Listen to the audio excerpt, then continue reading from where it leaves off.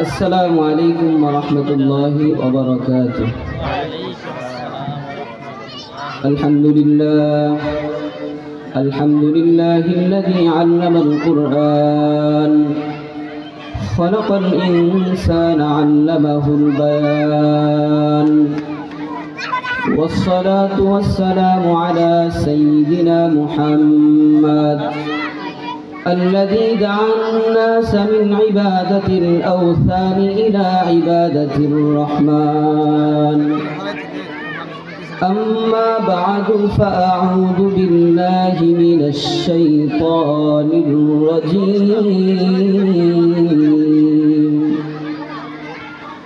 بسم الله الرحمن الرحيم. لينفق ذو سعة من سعته، ومن قدر عليه رزقه فلينفق مما آتاه الله، لا يكلف الله نفسا إلا وسعها، سيجعل الله بعد عسر يسرا. آمنت بالله. وقال صاحب القرآن رسول الله صلى الله تعالى عليه وسلم: لا ينظر الله تبارك وتعالى إلى امرأة لا تشكر لزوجها، أو كما قال النبي عليه الصلاة والسلام. صدق الله المولانا العظيم، وصدق رسوله النبي الكريم، ونحن على ذلك لمن الشاهدين والشاكرين والذاكرين، والحمد لله رب العالمين. وقال تعالى: إن الله وملائكته يصلون على النبي، يا أيها الذين آمنوا صلوا عليه وسلموا تسليما. সবাই আমরা দুরূদ ইব্রাহিম পড়ি। আল্লাহুম্মা সাল্লি আলা মুহাম্মাদ ওয়া আলা আলি মুহাম্মাদ কামা সাল্লাইতা আলা ইব্রাহিম ওয়া আলা আলি ইব্রাহিম ইন্নাকা হামিদুম মাজিদ।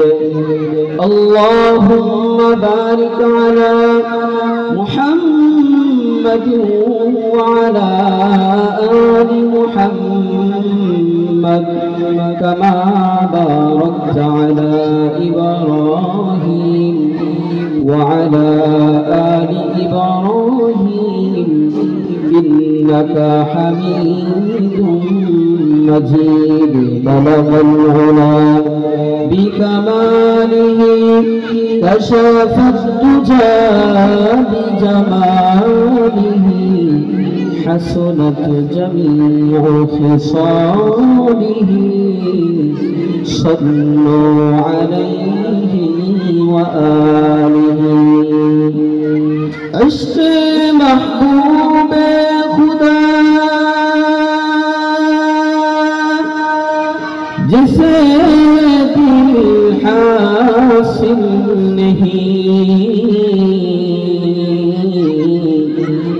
لاکھوں مومن ہو ईमान में कामिल नहीं बलगल उला बिकमालिही कशफत दुजा बिजमालिही हसनत जमीउ खिसालिही सल्लु अलैहि व आलिही। সবাই একটু মহব্বতে জিকির করি লা ইলাহা ইল্লাল্লাহ লা ইলাহা ইল্লাল্লাহ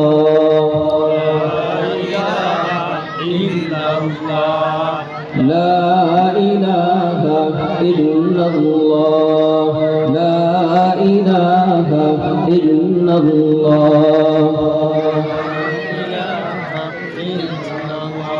दुर्गा दुर्गा गैरुल्लाह दुर्गा दुर्गा गैरुल्लाह माज़र बाज़र गैरुल्लाह दुर्गा दुर्गा गैरुल्लाह माज़र बाज़र गैरुल्लाह शुदू एक अल्लाह इल्लल्लाह ला इलाहा इल्लल्लाह ला इलाहा इल्लल्लाह ला इलाहा इल्लल्लाह मुहम्मदुर रसूलुल्लाह सल्लल्लाहु तआला अलैहि वसल्लम। सुब्हानक ला इल्मा लना इल्ला मा 'अल्लमतना इन्नक अंतल अलीमुल हकीम। रब्बी ज़िदनी इल्मा रब्बी ज़िदनी इल्मा रब्बि इश्रह ली सदरी व यस्सिर ली अमरी वहलुल 'उक़दतम मिन लिसानी यफ़क़हू अल्हम्दुलिल्लाह बेगमपुर दारुल उलूम फुरकानिया हाफिजिया माद्रासार उद्योगे आयोजित बार्षिक शिक्षार्थीদের প্রদর্শনী অনুষ্ঠান ও সবক প্রদান অনুষ্ঠানে সম্মানিত সভাপতি প্রধান অতিথি বিশেষ অতিথি এবং হযরত উলামায়ে কেরাম দিন প্রিয় ইসলাম প্রিয় মুসলমান ভাই বোনেরা রব্বে কারীমের দরবারে শুকর গুজার করি যে রব আমাদেরকে এত সুন্দর একটি মজলিসে কোরআন ও হাদিসের আলোচনা শোনার জন্য ব্যবস্থা করে দিয়েছেন। এজন্য সেই মালিকের দরবারে শুকরিয়া আদায় করি, সবাই বলি আলহামদুলিল্লাহ। মুহতারাম হাজিরিন, অতি অল্প সময় আমি কথা বলবো। আমাকে কর্তৃপক্ষ একটা বিষয়ে কথা বলার জন্য বলেছেন, সেটা হলো স্বামীদের প্রতি স্ত্রীর দায়িত্ব এবং কর্তব্য। এই জায়গায় অনেক মা বোনেরা উপস্থিত হয়েছেন। আমি আমার আলোচনার শুরুতে একটি কথা বলতে চাই, মা বোনদের জন্য জান্নাতে যাওয়া একেবারেই সহজ। যারা মা বোন আছেন আপনাদের জন্য জান্নাতে যাওয়া একেবারেই সহজ, যেটা পুরুষদের জন্য এত সহজ না। মা বোনদের জন্য অনেক সহজ জান্নাতে যাওয়া, অনেক সহজ। তাই মা বোন আলোচনাটা খেয়াল দিয়ে শুনবেন, মনোযোগ দিয়ে শুনবেন। স্বামীর প্রতি স্ত্রীর দায়িত্ব কর্তব্য কি, স্বামীর অধিকার নিয়ে আমি অল্প সময় আলোচনা করব। মুহতারাম হাজিরিন, স্বামীর 24টি নির্বাচিত অধিকার আছে, তার মাঝে আমি মাত্র 10টি অধিকারের কথা আপনাদের সামনে উপস্থাপন করব কোরআন ও হাদিসের আলোকে। মা বোনেরা খেয়াল দিয়ে শুনবেন। 1 নাম্বার অধিকার হলো তাআতুহু ফিল মারুফ, স্বামীর আনুগত্য করা। আপনি স্ত্রী, আপনার উপর 1 নম্বরের দায়িত্ব এবং কর্তব্য হলো আপনার স্বামীর আনুগত্য করা। এ ব্যাপারে আমি আপনাদেরকে 4টা হাদিস শোনাবো। 1 নম্বর হাদিস হাদিসের রাবী হলেন হযরত আবু হুরায়রা রাদিয়াল্লাহু তাআলা আনহু। হযরত আবু হুরায়রা তিনি বর্ণনা করে বলেন, আল্লাহর হাবিব সাল্লাল্লাহু আলাইহি ওয়াসাল্লাম বলেছেন, আশা করি আমি যা বলবো আপনারা বুঝবেন, কারণ এই এলাকার সাথে আমার দীর্ঘ 3 বছরের সম্পর্ক। আমি আপনাদের এই বেগমপুর দারুল উলুম ফুরকানিয়া মাদানিয়া হাফিজিয়া মাদ্রাসা ও ইতিমখানার মসজিদে দীর্ঘ 3 বছর আমি খেতাবতের দায়িত্ব পালন করেছি। আপনারা সবাই আমার কথা বুঝবেন আমি আশা করি। এজন্য মা বোনরা খুব মনোযোগ দিয়ে শুনবেন যে আমলগুলো আপনারা করলে অতি সহজে জান্নাতে যেতে পারবেন। 1 নম্বর আপনার দায়িত্ব কর্তব্য হলো আপনার স্বামীর আনুগত্য করা। এর 1 নম্বর দৃষ্টান্ত হাদিসের রাবীর নাম বললাম আবু হুরায়রা রাদিয়াল্লাহু তাআলা আনহু। তিনি বলেন, قال رسول الله صلى الله تعالى عليه وسلم, আল্লাহর পয়গম্বর বলেন, لو كنت آمرا أحدا أن يسجد لأحد لأمرت المرأة أن تسجد لزوجها। আল্লাহর পয়গম্বর বলেন, ও দুনিয়ার নারী সম্প্রদায়, ভালো করে শুনে নাও, আমি আল্লাহ যদি দুনিয়াতে আমি আল্লাহ ছাড়া অন্য কাউকে সিজদা দেওয়ার জন্য আদেশ করতাম, তাহলে লা আমারতুল মারআতা আন তাসজুদা লিজাওজিহা, আমি আল্লাহ প্রত্যেকটা নারীকে তার স্বামীকে সিজদা করার জন্য আদেশ করতাম। আল্লাহর হাবিব বলেন, আল্লাহ তাআলা বলেন যে দুনিয়াতে আল্লাহ ছাড়া অন্য কাউকে সিজদা করার যদি আমি আদেশ দিতাম, তাহলে প্রত্যেকটা নারীকে আমি আদেশ করতাম সে যেন তার স্বামীকে সিজদা দেয়। তাহলে মা বোনেরা খুব ভালো করে জানেন, বুঝেন, যাকে সিজদা দেওয়া হয় সে কত সম্মানিত ব্যক্তি। আমরা একমাত্র সিজদা দেই আল্লাহকে। আল্লাহ হলেন সবচেয়ে সম্মানিত ব্যক্তি এবং সিজদার উপযুক্ত ব্যক্তি। মুসলমান মা বোনেরা, আল্লাহ বলেন, আল্লাহকে ছাড়া অন্য কাউকে সিজদা করার আদেশ থাকলে আপনাদের জন্য আপনার স্বামীদেরকে সিজদা করার আদেশ দিয়ে দিতেন আল্লাহ।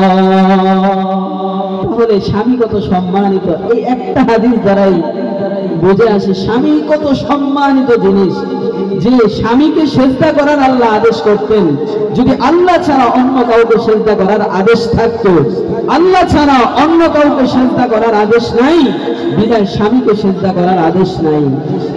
2 নম্বর দৃষ্টান্ত হাদিসের রাবী হলেন হযরত ইবনে আব্দ রাদিয়াল্লাহু তাআলা আনহু। তিনি বলেন, আল্লাহর পয়গম্বর বলেছেন, قال رسول الله صلى الله تعالى عليه وسلم, আল্লাহর পয়গম্বর বলেন, لو أن رجلا أمر امرأته, যদি কোন স্বামী তার বিবিকে আদেশ করে, খুব ভালো করে শুনেন মা বোনেরা, আল্লাহর হাবিব বলেন, কোন একজন স্বামী যদি তার বিবিকে আদেশ করে, কি আদেশ?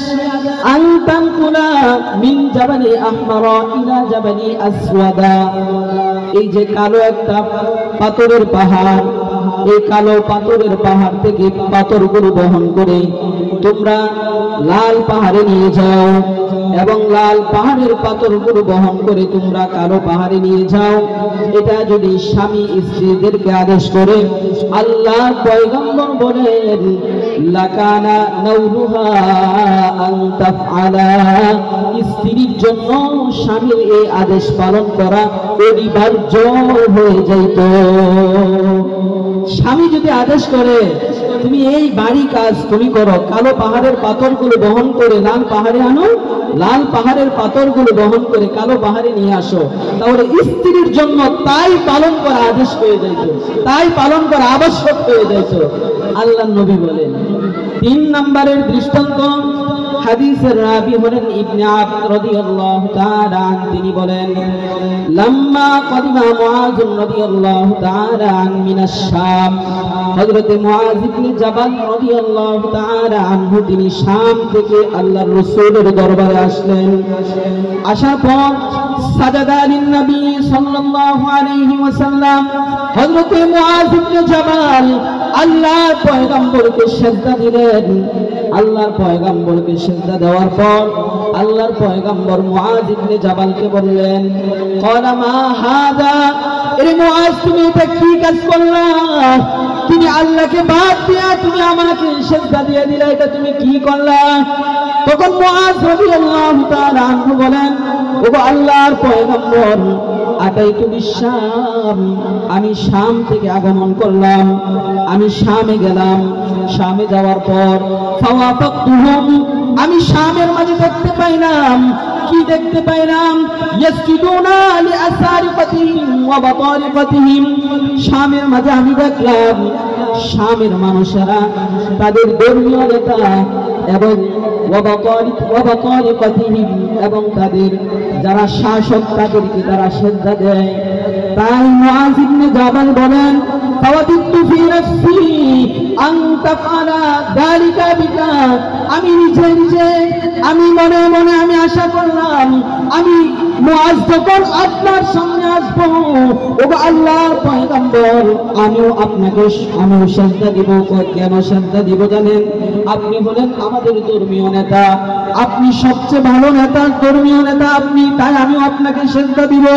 ফাকাল রাসূলুল্লাহ সাল্লাল্লাহু তাআলা আলাইহি ওয়াসাল্লাম, আল্লাহর পয়গম্বর মুআজ ইবনে জাবালের কথা শোনার পর বললেন, যে মুআজ, লা তাফআলু, তোমরা এমন কর্ম কোনদিন করবা না, আল্লাহ ব্যতীত অন্য কাউকে সিজদা দিবা না। এবার আল্লাহর নবী মুআজকে বলেন, মুআজ রে, লাউ কুনতু আমিরান আহাদান আন ইয়াসজুদা লি আহাদিন লা আমারতুল মারআতা আন তাসজুদা লি যাওজিহা, দুনিয়ার জমিনের মাঝে আল্লাহ ছাড়া অন্য কাউকে সিজদা করার যদি আদেশ থাকতো, তাহলে প্রত্যেকটা নারীর আদেশ হতো তার স্বামীকে দৈনিক সিজদা করার জন্য। মুআজকে বললেন যে স্বামী আল্লাহ ছাড়া অন্য কাউকে সিজদার আদেশ থাকলে স্বামীদেরকে, মহিলাদেরকে আদেশ করা হতো স্বামীকে সিজদা দাও। এবার মা বোনেরা খুব ভালো করে শুনেন এবারের অংশ। আল্লাহ নবী কি বলেন? ওয়াল্লাযী নাফসু মুহাম্মাদিন বিয়াদিহি, আল্লাহ নবী কসম খেয়ে বলেন, কিসের কসম খাইলেন? আল্লাহ নবী বললেন, ওয়াল্লাযী নাফসু মুহাম্মাদিন বিয়াদিহি, ওই সত্তার কসম, ওই সত্তার কসম। আল্লাহ নবী বলেন, যার হাতে হলো আমার প্রাণ, অর্থাৎ আল্লাহর নামে কসম খেয়ে আল্লাহ নবী বলেন, লা তুআদ্দিল মারআতু لا تؤدي المرأة حق ربها حتى لا تؤدي حق زوجها। وما بنيا كبرى كرشورين আল্লাহর হাবিব বলেন, যতক্ষণ না পর্যন্ত একটা নারী তার স্বামীর প্রাপ্য অধিকার আদায় করতে না পারবে, ততক্ষণ না পর্যন্ত ওই নারী আল্লাহর প্রাপ্য অধিকার আদায় করতে পারবে না। আল্লাহ নবী বললেন, স্বামীর অধিকার যেই নারী আদায় করতে না পারবে, ওই নারী আল্লাহর অধিকার আদায় করতে পারবে না। স্বামীর অধিকার দেখেন, ওই হাদিসের মাঝে আল্লাহর পয়গম্বর স্বামীর অধিকারকে আল্লাহর অধিকারের উপর প্রাধান্য দিয়েছেন। স্বামীর অধিকার হলো আগে, স্বামীর অধিকার পুঙ্খানুভাবে পালন করতে না পারলে আল্লাহর অধিকার ওই নারী পালন করতে পারবে না। এবার 4 নম্বরের দৃষ্টান্ত শুনেন আল্লাহর হাবিব কি বলেন।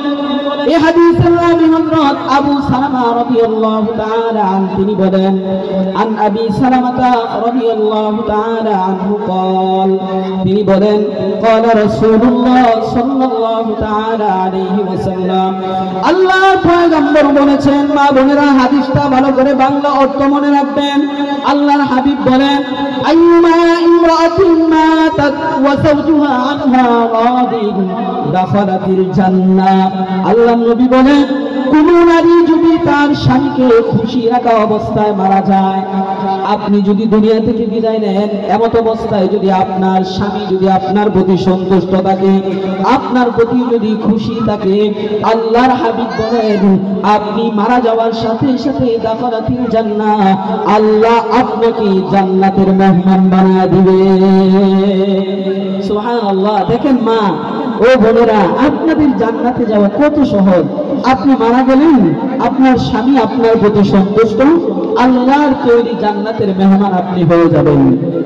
তাহলে আমরা স্বামীর অধিকার 1 নম্বরে আমরা জানলাম যে স্বামীর আনুগত্য করা। মা বোনেরা স্বামীকে মানবেন, স্বামীকে মানবেন। আল্লাহ নবী আরেক হাদিসে বলেন,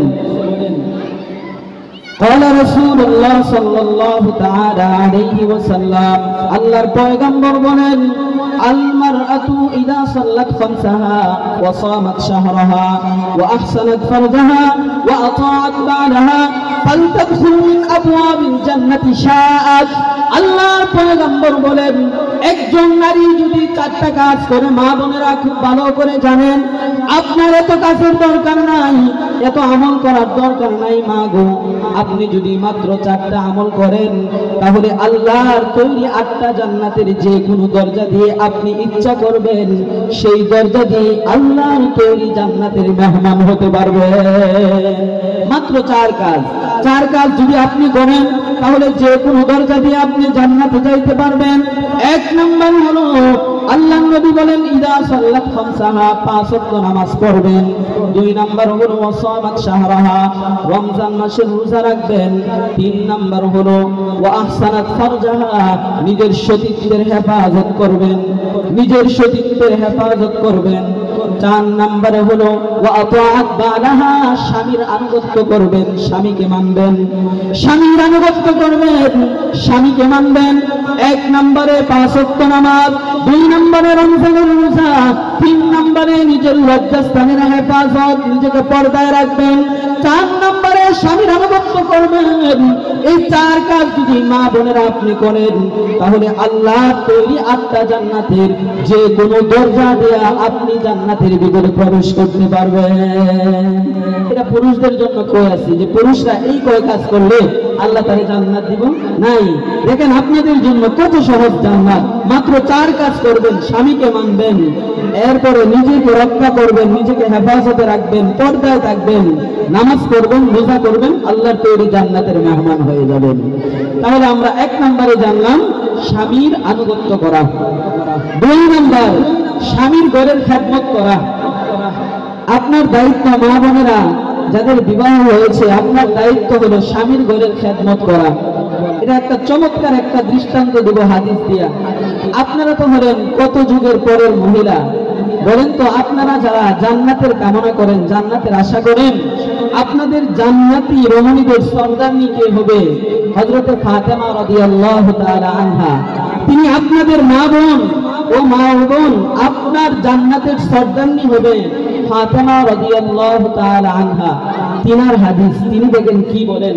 আজ আপনারা স্বামীর বাড়ির খেদমত করতে চান না, স্বামীর বাড়িতে একটু কাজের চাপ পড়লে বাবার বাড়িতে অভিযোগ করেন, আমাকে কোথায় বিবাহ দিলা? এমন বাড়িতে বিবাহ